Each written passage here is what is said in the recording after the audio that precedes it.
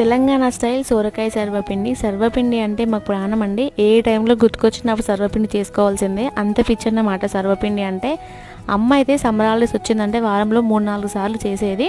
మనం ఇప్పుడు బియ్యం పిండిలోకి 3-4 గంటల ముందు నానబెట్టుకున్న పచ్చిశనగపప్పుని, పల్లీలని, నువ్వులని, ఎల్లిపాయ ముద్దని, జీలకర్రని, ఉప్పుని, కారంని, ఆనియన్స్ని, పచ్చిమిర్చిని, కరివేపాకుని, సోరకాయ తురుముని వేసుకొని బాగా కలుపుకోవాలి. సోరకాయ తురుముతోనే పిండి అంతా కలిసిపోతుంది. నాకు కొంచెం పిండి ఎక్కువగా అయింది, అందుకని కొంచెం వాటర్ చల్లుకొని పిండిని అయితే కలుపుకున్నాను. యూట్యూబ్ ఛానల్లో ఫుల్ వీడియో ఉంది, నేను లింక్ ఇస్తాను చూడండి. ఇలా వెడల్పుగా ఉన్న గిన్నెలోకి ఆయిల్ వేసుకొని పిండిని ఒత్తుకోండి. అవి సర్వపిండి కోసం తీసుకున్న గిన్నెలే అండి. ఆయిల్ వేసుకొని పిండిని ఒత్తుకున్న తర్వాత పైనుంచి మళ్ళీ చిన్న చిన్నగా హోల్స్ చేసుకొని కొంచెం ఎక్కువగా ఆయిల్ వేసుకొని స్టవ్ మీద పెట్టి మూత పెట్టేసి హై ఫ్లేమ్లో 2 నిమిషాల పాటు కుక్ చేయండి. తర్వాత ఎక్స్ట్రా ఆయిల్ని ఒక బౌల్లోకి వేసుకొని ఇలా వెంటనే రివర్స్ తిప్పుకొని మరొక 2 నిమిషాలు కాల్చుకున్నామంటే ఎంతో రుచికరమైన తెలంగాణ స్టైల్ సర్వపిండి రెడీ.